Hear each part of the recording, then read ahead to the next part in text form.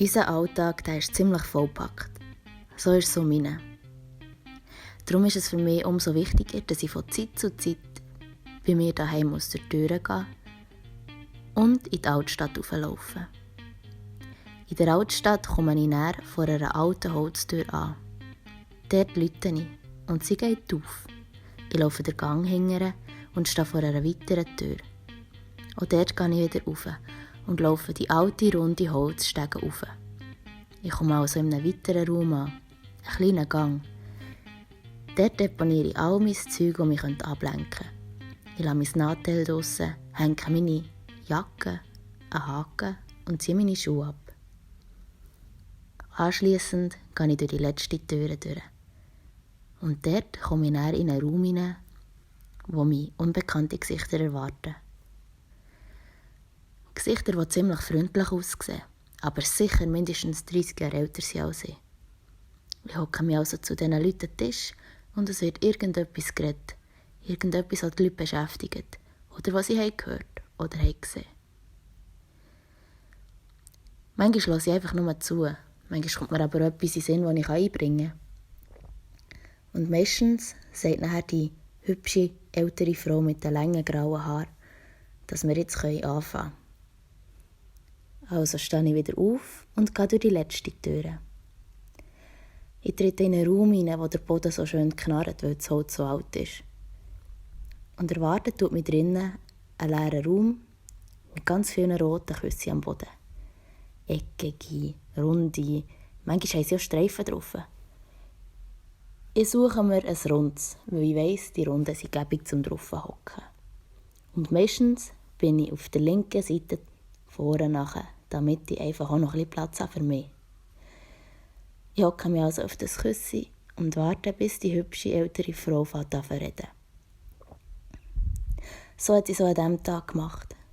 Und ich habe gedacht, so hyperaktiv, wie ich dort auf dem Küsschen gehockt, Mutter, das wird heute auch nichts mit uns. Weil ich hatte so viele Ideen in diesem Moment. Und so viele Ideen, die ich nicht wusste, wie ich sie umsetzen soll. Mein Kopf war fast ein bisschen am Brennen. So viele Sachen, die drin waren, die einfach rausgehen sollen. Und mich einfach davon abgehalten, meinem Körper und meinem Geist ein bisschen Ruhe zu gewähren. Die Frau hat also angefangen zu reden und ich habe zugelassen. Und sie hat dann angefangen zu erzählen. Und sie hat uns unter anderem gesagt, dass wir wie ein Meer sind. Alle haben doch gerne das Meer. Das Meer ist für uns etwas Unendliches und etwas Freies. So für mich, darum bin ich gespannt, was sie jetzt dazu sagt. Sie hat vor allem gesagt, wir sind das ganze Meer. Das heisst, auch wenn es oben nachher stürmt und die Wellen brechen und es unruhig ist, gehört das, was unten dran ruhig und geerdet am Boden ist, auch dazu. Wir können nicht ein halbes Meer sein. Und wir sind auch keine halben Menschen. Und als sie das gesagt hat, habe ich mich ein bisschen wohler gefühlt. Ich habe dann 1,5 Stunden lang auf dem Küssi verbracht. Und als ich fertig war, bin ich so ein bisschen halb beschwipst, draussen in der Altstadt am Umschweben. Ich habe das Gefühl noch gern, wenn man so ein bisschen wie betrunken ist, obwohl dass man gar nichts hat irgendwie zu sich genommen. Einfach betrunken von den eigenen Gedanken. Und zu Beginn dieser Lektion habe ich gedacht, ich finde sicher keine Lösungen. Also so hyperaktiv und so hibbelig wie das junge Reh, das ich jetzt bin, da kommt bestimmt nichts an die Oberfläche. Und ich habe mich getauscht. Weil für alle Sachen, die mich beschäftigt haben, konnte ich Ruhe reinbringen und zumindest einen Lösungsansatz suchen. Und darum bin ich mit einem etwas beruhigteren Geist dort raus und habe mich richtig wohl gefühlt.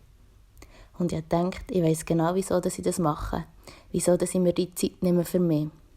Das halt genau in diesem Alltag von Überfluss und Überdruss unsere Gedanken manchmal einfach an die Oberfläche müssen kommen und auch angenommen werden. Damit wir nachher mit einem ruhigeren Puls weiterfahren können. Wieso erzähle ich das? Beim Arbeiten hat meine Kollegin gesagt, hey, du gehst gerne so ruhig und geerdet in Situationen rein. Und das Kompliment hat mir natürlich die Mundwinkel gerade aufgeschrissen. Und ich habe ewig lang wie eine oberhohle Nuss die Wange angestarrt. Erstens mal ist es sicher schön, wenn einem jemand das sagt. Dass man hört, die lässt doch fast nichts aus der Ruhe bringen. Aber der wahre Grund, wieso mich das Kompliment so gefreut hat, ist, weil es nicht mit meiner aktuellen Gefühlslage übereingestimmt hat. In meiner ersten Podcast-Episode habe ich vom Machen erzählt. Und dort habe ich vom Raum erzählt, wo alle unsere Ideen drin sind. Wo alle unsere Ideen drin hängen, die nie umgesetzt wurden. Und genau so hat es in letzter Zeit in meinem Kopf ausgesehen. Da sind so viele Gedanken und so viele Ideen und Emotionen drin herumgedüset, dass es manchmal fast nur noch anstrengend war. Ich weiss haargenau, viele von euch da draussen haben das auch. Jemand, der hier den Podcast zuhört, hat mich dann gefragt, was machst du eigentlich, um ein bisschen im Alltag oben runterzukommen? Das ist an und für sich eine sehr, sehr, sehr relevante Frage. Weil wer kennt es nicht? Die Restless Mind, die Reizüberflutung vom Alltag. Und dass wir manchmal fast den Bezug zur Realität verlieren, weil so viel halt gerade durch politische Geschehen oder Naturkatastrophen eher negativ in den Vordergrund rückt und wir manchmal gar nicht mehr wissen, was ist eigentlich relevant. Und es ist ganz klar, dass die Reize von außen, aber auch die von innen, unsere mentale und unsere körperliche Gesundheit beeinflussen. Der Druck ist manchmal von überall. Manchmal gibt es Situationen, wo der Druck von außen so hoch ist, dass wir ihn manchmal fast nicht mehr prestieren. Und wenn der von außen schon da ist, kommt sicher der von drinnen auch noch, der uns Fragen stellt oder uns stresst oder mit Symptomen irgendwelche Signale geben und sagen, lieber Körper, liebe Seele, mach doch mal eine Pause, weil das, was du hier leistest, ist gerade ein bisschen viel im Moment. Und darum rede ich in der heutigen Podcast-Episode über ein aktuelles Phänomen, das heisst «The Joy of Missing Out». Kurz gesagt, zu geniessen, wenn man dann halt mal nichts los hat. Um «The Joy of Missing Out» zu erläutern, brauche ich aber eigentlich den Ursprung des Ganzen. Und das ist FOMO. Das kennen wir sicher mittlerweile auch. Das ist Fear of Missing Out. Die Angst, irgendetwas zu verpassen. Ich habe mich also ein bisschen damit auseinandergesetzt, was das genau ist, was es mit uns macht und wo wir es im Alltag finden. Und für was es auch nützlich sein könnte. Die Angst, etwas zu verpassen. Und ich habe herausgefunden, wie man den FOMO grundsätzlich ein bisschen eindämmen kann. Ich nehme dich mit auf eine Reise mit vielen Akronymen, mit komischen Wörtern aus dem Englischen, die wir erfunden haben, aber wo vielleicht du das eine oder andere für dich herausnehmen kannst, damit du auch im Alltag, wo ziemlich viel los ist, mit ein bisschen mehr Gelassenheit kannst darauf reagieren. Ja, was ist denn FOMO? Ich habe es gesagt, es ist Fear of Missing Out. Und Fear of Missing Out ist uns, glaube ich, allen bekannt. Vielleicht kennst du es. Kommst am Freitag vom Bügeln heim, bist todmüde. Und nachher legst du ins Bett und dann willst du ein Buch lesen. Und am 10 Uhr am Abend schaust leider auf dein Nattel und ein Kollege sagt, «Oh, schau, wir sind an dieser Party, komm an.» Oder dann schreibt dir irgendjemand, den du gerne hast, «Hey, kommst du noch ein bisschen raus, wir sind dort und dort.» Oder du bekommst ein Bild von einem Konzert und auf einmal ist so, «Oh shit, was mache ich hier? Es ist 10 Uhr, ich bin jung, ich sollte raus, aber ich liege im Bett mit meinem Buch, was mache ich jetzt?» Und schon ist das kleine hässliche Ding von Fear of Missing Out neben deinem Bett und schaut dich an und denkt so, blöd, hä? Und das ist sehr ein anstrengendes Gefühl. Fear of Missing Out ist aber grundsätzlich etwas Gutes. Ende 90er Jahre ist eine amerikanische Studie herausgekommen, die untersucht, was die Leute glücklich macht. Und herausgekommen ist, dass die Verbindung zu unseren Mitmenschen im Vordergrund steht.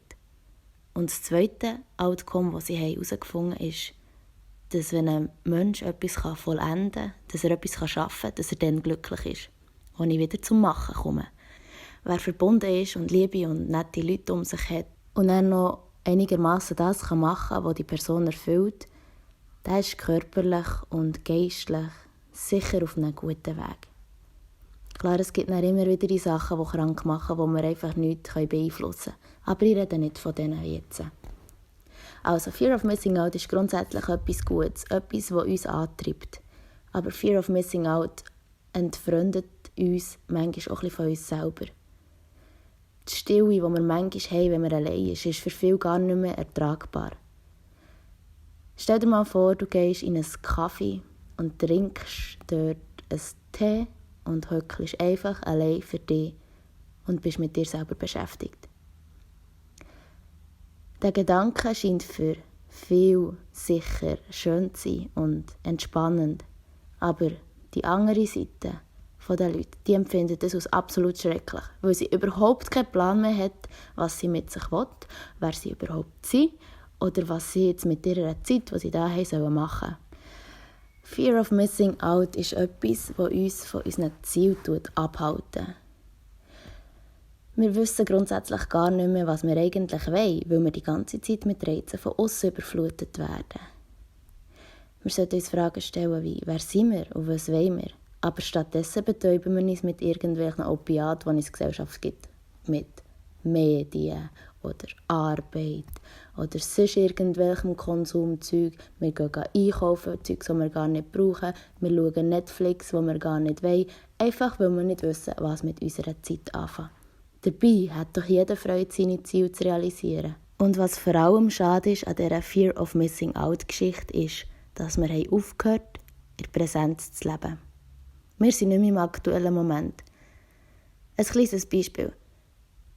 Du stehst jetzt am 10 Uhr auf, du gehst noch zu deinen Freunden an die Homeparty und dann irgendwann an dieser Homeparty merkst, Scheisse, ich hätte noch das und das und das machen sollen. Also, hast du erstens mal gar keine Lust mehr mit deinen Freunden und Kollegen an dieser Party zu sein, weil du so gestresst bist, weil ja deine Ziele oder deine Sachen, die du erledigen solltest, auf der Strecke bleiben. Mit Ziel meine ich nicht nur das, was wir in Zukunft erreichen, sondern auch Entspannung und genug Schlaf. Und sich halt ein bisschen Zeit nehmen für sich selber. Und klar, es ist nicht auszuschließen, dass die Homeparty die Fete deines Lebens wird sein. Aber die Fete deines Lebens wird nicht jeden Freitag wieder passieren. Dort geht es, glaube ich, ein bisschen darum abzuschätzen, wann macht es Sinn, dieser Angst, etwas zu verpassen, auch nachzugehen. Und ganz ehrlich, meistens sind es ja sowieso die spontanen, die unerhofft sind und einfach so passieren.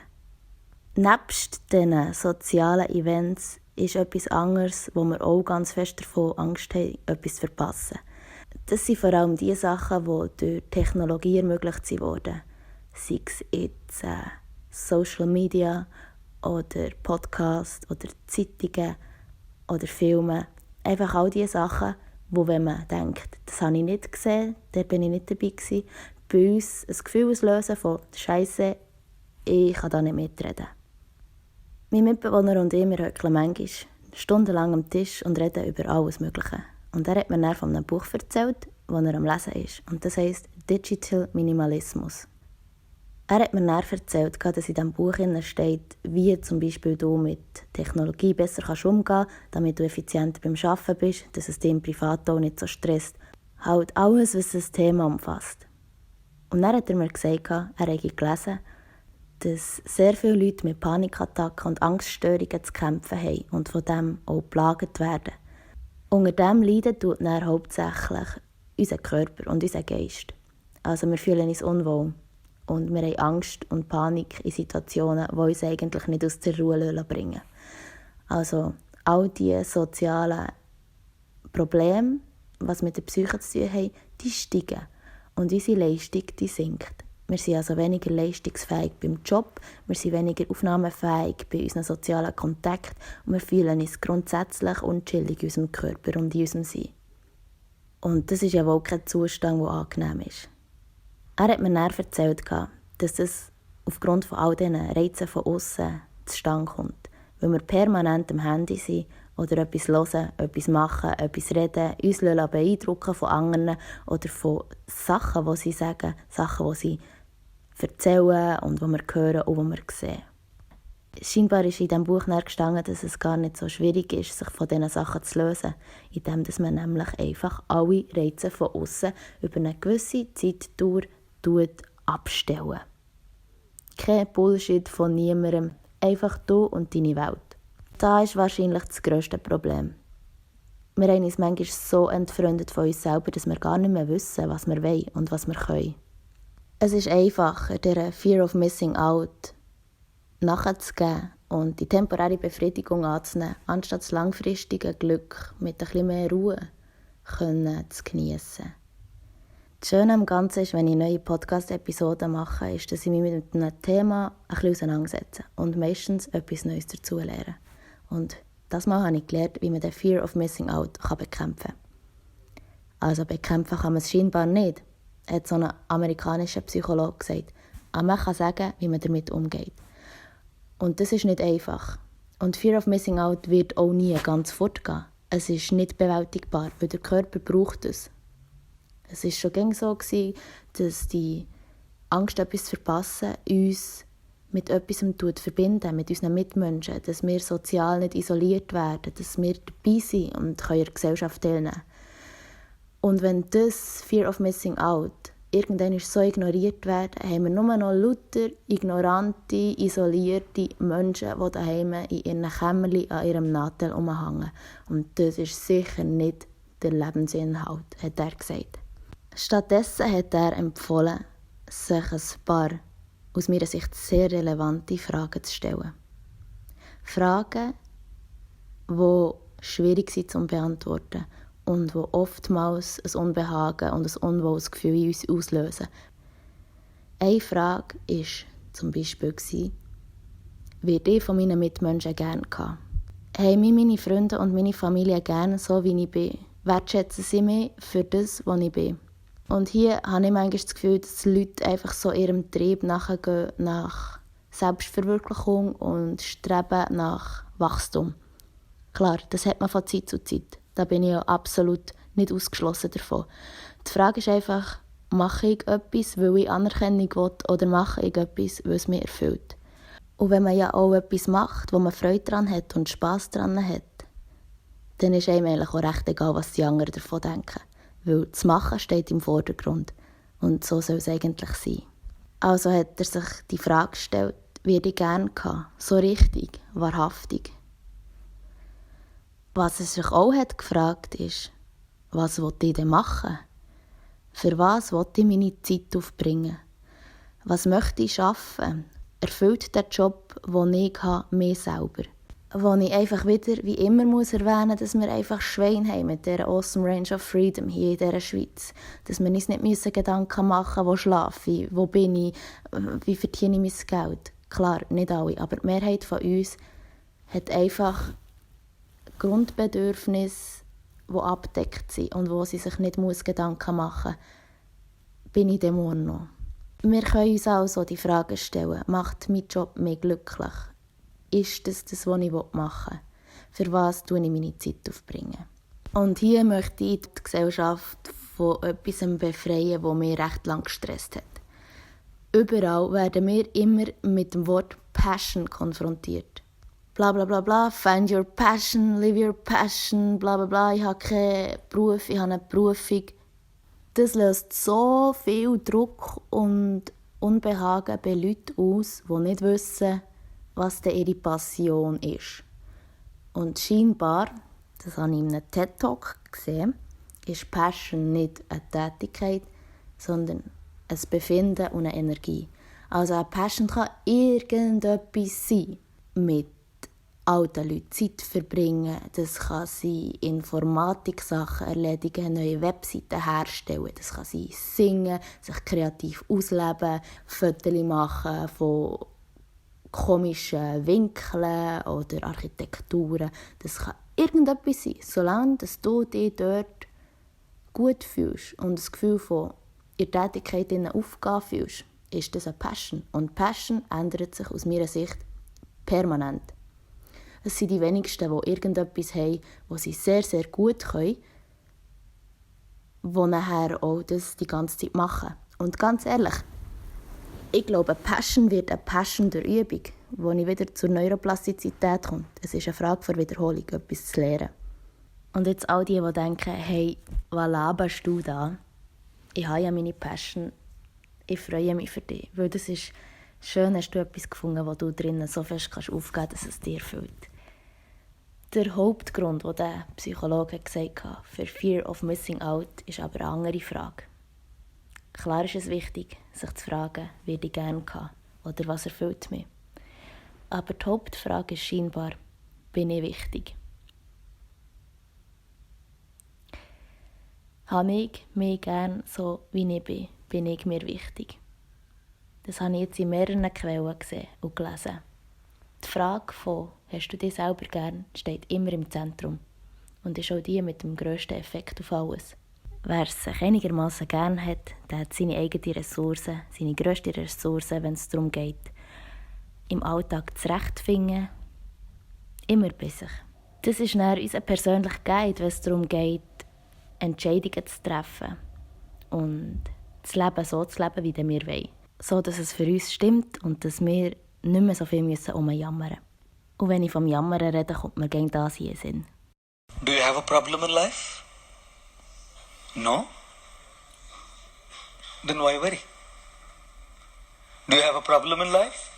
Yes? Can you do something about it? Yes? Then why worry? Do you have a problem in life? Yes? Can you do something about it? No? Then why worry? Isn't it? Wir haben sozusagen meistens selber in der Hand, wie wir uns fühlen. Ob wir Opfer von unseren Gedanken sind oder ob wir so weitermachen und Sachen ändern zu unseren Gunsten. Jetzt habe ich viel erzählt von der Angst, etwas zu verpassen. Aber die Frage, die meine Kollegin gestellt hat, was machst du im Alltag, habe ich nicht beantwortet. Ich möchte gerne ein paar Möglichkeiten preisgeben, wie man den Joy of Missing Out im Alltag leben kann.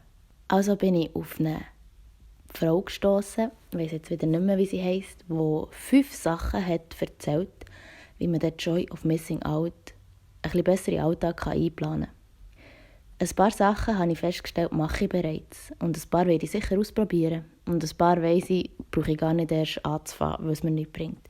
Aber weil es mir nichts bringt, heisst es nicht, dass es dir nichts bringt. Also, sie hat von 5 Sachen erzählt.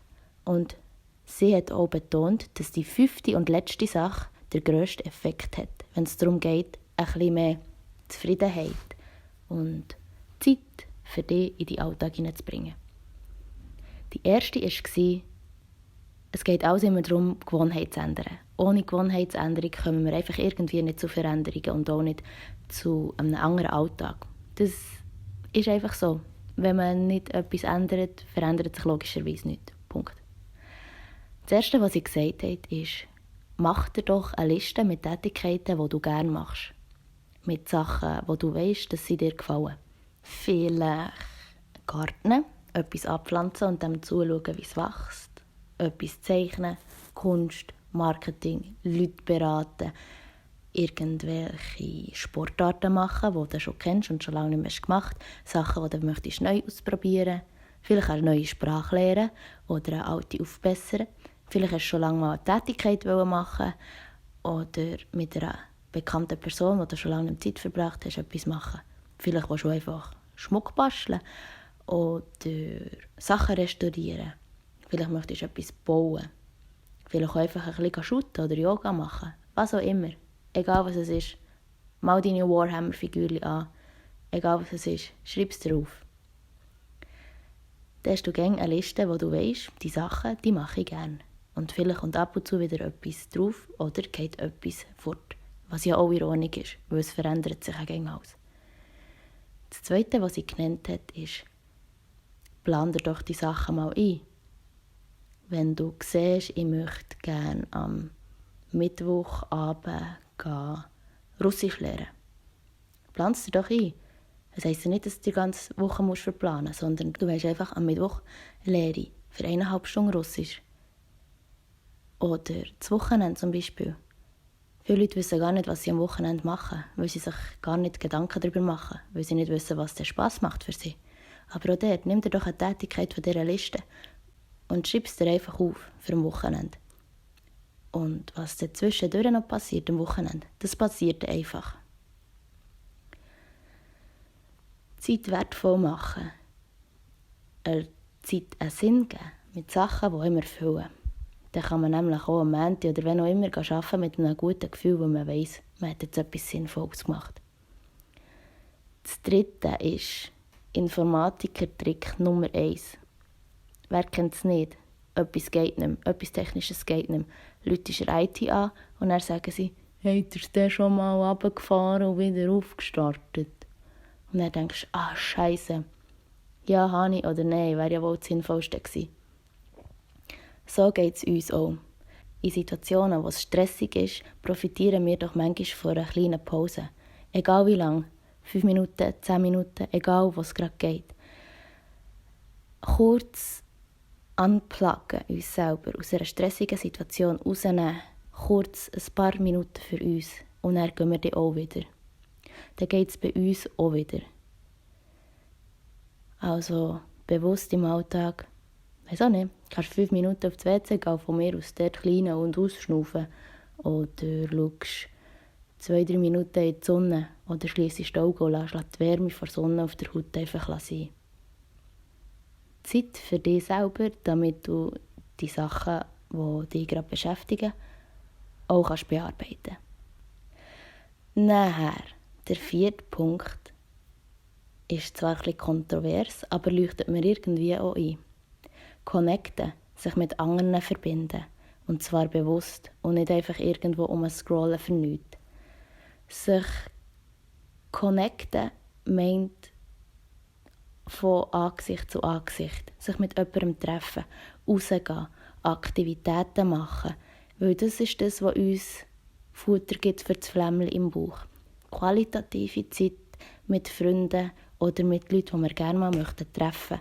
Und das nicht über einen Bildschirm und eine Touchscreen-Berührung, sondern mit einem Gegenüber, wo man reden kann. Einer oder eine, der da hockt, zulässt und selber erzählt. Und wenn du wie das Bedürfnis nach Connection hast, aber das geht jetzt nicht, wegen irgendwelchen aktuellen Begebenheiten, der Alltag oder so, mach doch so, wenn du dem Reiz nachgehen musst, vom auf das Nadel schauen, du irgendeinen Kontakt raussuchst, den du schon lange wieder schreiben willst, und dieser Person einfach kurz sagst, ich denke gerade an dich. Dann hat einerseits die Person wahrscheinlich Freude, die deine Nachricht sieht, und zweitens kannst du mit einem guten Gewissen dein Nadel wieder forttun und hast nicht unnötig Zeit auf deinem Nadel verbraten. Das Letzte, was die Frau in diesem YouTube-Video gesagt hat, hat mir am meisten eingeleuchtet. Abgesehen davon, dass es ein YouTube-Video war, wo ich dachte, das schaue ich sicher nicht an. Die grafische Darstellung ist auch verdammt grusig und die Frau will mich jetzt sicher irgendwie motivieren, mein Leben total auf den Kopf zu stellen, um mich absolut zu bekehren von den Werten, die ich habe.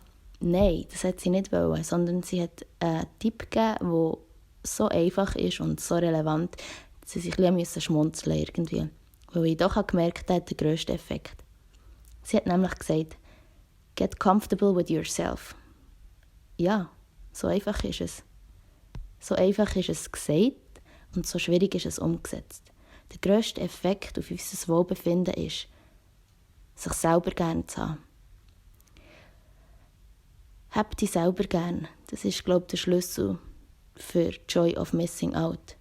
Wenn du dich selber mit dir beschäftigen kannst, auf irgendeine Art und Weise, dann musst du nicht mehr davon Angst haben, dass du irgendetwas im Alltag verpasst. Das hat nichts damit zu tun, mit introvertiert oder extrovertiert. Und ich habe jetzt das Gefühl, dass alle Leute von beiden Teilen in sich innen haben.